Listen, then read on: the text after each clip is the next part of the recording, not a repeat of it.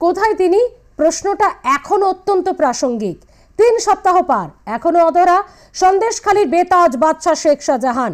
সোমবার সিটিও কমপ্লেক্সে হাজিরা দেওয়ার কথা থাকলেও দেখা গেল না শাহজাহানকে। মঙ্গলবার সিবিআইয়ের বিশেষ আদালতে আগাম জামিনের আবেদন শাহজাহানের। এই নিয়ে হলফনামাও জমা দিয়েছেন বলে সূত্রের খবর। ইডি সূত্রের দাবি, শাহজাহান তার নিজের আইনজীবী মারফত তাদেরকে জানাচ্ছে এই কথা। এরই মধ্যে পিছিয়ে গেল শাহজাহানের জামিনের মামলার শুনানি।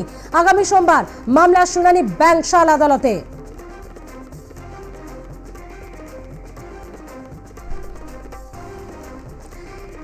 শাহজাহানের যে জামিনের আবেদন, সেই আবেদনের শুনানি আগামী শনিবার। 25 দিন পেরিয়ে গেছে, এখনো পর্যন্ত সন্দেশখালীতে যে শাহজাহানকে কেন্দ্র করে রক্তকাণ্ড কার্যত বয়ে গিয়েছিল, আমরা দেখেছিলাম ইডির অফিসারদের মাথা ফাটিয়ে দেওয়া, তারা আক্রমণ, তাদেরকে কেন্দ্র করে আক্রমণ করা হয়েছিল, তারা হেনস্থা হয়েছিলেন। সেই শাহজাহানের উস্কানিতেই এসব হয়েছিল, দাবি ছিল ইডির। সেই শাহজাহানকে গ্রেপ্তারের নির্দেশের পরেও কিন্তু কোনো রকমভাবে তার হাজিরা থেকে দূরের কথা, তার টিকিও ছুঁতে পারেনি পুলিশ। তাহলে কি এবার তাকে গ্রেপ্তারি শেষ পথ? প্রশ্নটা থেকেই যাচ্ছে, কারণ বারবার ইডির হাজিরার নির্দেশ এড়িয়ে যাচ্ছেন।